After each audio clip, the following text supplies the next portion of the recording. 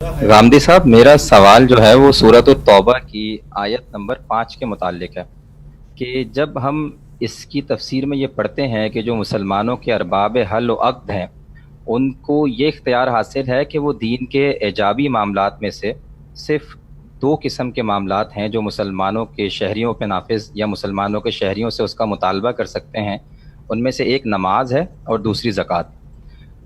جیسا کہ آپ نے میزان میں بھی اس کو بہت تفصیل سے بیان کیا، نہیں، میں نے میزان لیکن میں ایسے نہیں لکھا۔ میں نے بالکل یہ جس طریقے سے بتایا، آپ نے بیان کیا ہے میں نے وہ ایسے میں اس نہیں، میں کمی بیشی کر دوں گا۔ بالکل میں اپنے حساب سے بتا رہا ہوں، جیسا آپ نے اس میں لکھا ہے آپ اسی کے مطابق پوچھنا چاہ رہا ہوں۔ مجھ سے غلطی ہو جائے تو بالکل اس کا نہیں، امکان ہے۔ پہلے اس اصل بات کو درست کر لیجئے، وہ بڑی ضروری ہے اس کو درست کرنا۔ یعنی اللہ تعالیٰ نے جب اللہ کے پیغمبر کے ذریعے سے حجت تمام کر دی تو اس موقع کے اوپر لوگوں کے لیے یہ شرائط بیان کیے اور یہ کہا کہ اللہ کا پیغمبر جو اللہ کی براہ راست نگرانی میں حکومت کر رہا ہے وہ بھی قانون کی سطح پر دو چیزوں کا مطالبہ کر سکتا ہے۔ یعنی باقی جو کچھ ہے وہ تو کریں گے ہی لوگ، لیکن قانون اور ریاست کی سطح پر دو چیزوں کا مطالبہ کر سکتا ہے۔ تو یہ اصل میں حکم حکمران کے لیے نہیں ہے، اصل حکم آپ کے یا میرے لیے نہیں ہے، اصل میں اس موقع کے لیے ہے۔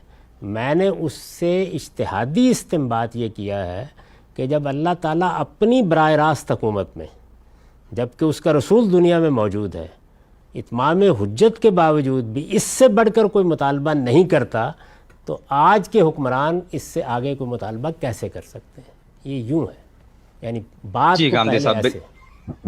جی غامدی صاحب بالکل ٹھیک ہے، بہت معذرت اگر میں نے غلط طریقے سے بات کو پیش کیا ہو۔ بالکل ٹھیک ہے، آپ جیسا کہہ رہے ہیں ویسے ہی بالکل آپ نے بیان کیا ہے۔ ارشاد۔ میں اب اس سلسلے میں یہ پوچھنا چاہ رہا تھا کہ جب ہم سورۃ التوبہ کا شروع سے مطالعہ کرتے ہیں تو یہاں ذہن میں ایک سوال یہ پیدا ہوتا ہے کہ اصل میں اس سے پہلے یہ احکام دیے جا رہے ہیں کہ اگر یہ مشرکین اب نہ مانیں جو براہ راست مخاطبین ہیں حضور کے، تو پھر ان کو قتل کرو، ان کو پکڑو، ان کے لیے گھات لگاؤ۔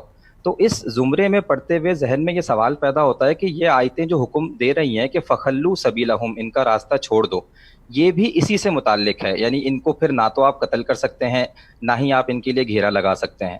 تو اگر اس آیتوں کی یوں تعویل کی جائے کہ یہ حکم جنگ سے رک جانے کے لیے ہے، اور جیسے حضرت ابو بکر صدیق کی روایت بھی نقل کی جاتی ہے اس کو بھی اسی پس منظر میں دیکھا جائے، تو پھر یہ جو بات ہم کہتے ہیں کہ احجابی احکام میں سے دو ہی احکام کا وہ مطالبہ کر سکتے ہیں، ان دونوں میں کیا کوئی تفریق واقع نہیں ہو جائے گی؟ یا ایک سوال جو ذہن میں آتا ہے اس کا کس طریقے سے جواب دیا جا سکے گا؟ اسی طریقے سے جیسے میں نے ابھی اصل بات کی وضاحت کی، جب آپ نے وہاں سے براہ راست حکم اخذ کرنا شروع کیا تو سارے مسئلے پیدا ہو گئے۔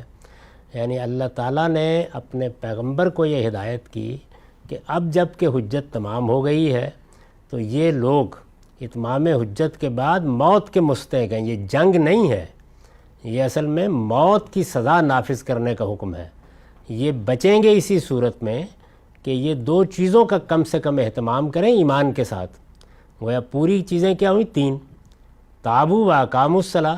اب یہ فرمایا، ایک جگہ فرمایا فخلوا سبیلہم، دوسری جگہ فرمایا فاخوانکم فی الدین۔ یعنی آپ ان کے خلاف جس کارروائی کا حکم دیا گیا ہے اتمام حجت کی بنا پر وہ روک دیں گے، اور صرف روکیں گے ہی نہیں، ان کو اب برابر کے حقوق حاصل ہو جائیں گے۔ فاخوانکم فی الدین، یعنی یہ جیسے بھی ایمان لائیں تو فاخوانکم الدین یہ بتا رہا ہے کہ برابر کے حقوق اللہ تعالیٰ کی حکومت میں لینے کے لیے بس یہ دو باتیں کافی ہیں ایمان کے بعد مسلمان کی حیثیت سے۔ اس سے میں نے اجتہادی استنباط کر کے یہ بتایا ہے کہ ہمارے حکمران بھی اس سے آگے کیسے جا سکتے ہیں۔ بالکل ٹھیک ہے غامدی صاحب، بہت شکریہ۔ یہ فاخوانکم فی الدین والا جو آیت ہے یہ بہت شکریہ آپ کا، آپ نے اس کی طرف جو رہنمائی فرمائی ہے، جزاکم اللہ خیرہ، بہت شکریہ۔ السلام اور علیکم۔ ہمیشہ اس بات کو کبھی یوں بیان نہ کریں کہ اللہ تعالیٰ نے قرآن مجید میں یہ ہمارے حکمرانوں سے بات کی ہے، یہ انہوں نے اپنی اس حکومت میں بات کی ہے جس کو حکومت الہیہ کہنا چاہیے۔ جب اللہ براہ راست حکومت کر رہے ہیں اور ان کا رسول زمین کے اوپر موجود ہے، حجت تمام ہو گئی ہے، اب دو مسئلے ہیں، یعنی جو نہیں مان رہے انہیں سزا دینی ہے، جو ماننے والے ہیں انہیں برابر کے سیاسی حقوق دینے ہیں۔ تو برابر کے سیاسی حقوق دینے کے لیے یہ اصول بیان کیا گیا۔ تو اس کا نتیجہ یہ نکلتا ہے کہ ہم اس سے آگے نہیں جا سکتے، یعنی یہاں تک جانا بھی ہم پر لازم نہیں ہے، لیکن اس سے آگے تو نہیں جا سکتے نا۔ تو میں نے یہ بات ایسے کہی ہے۔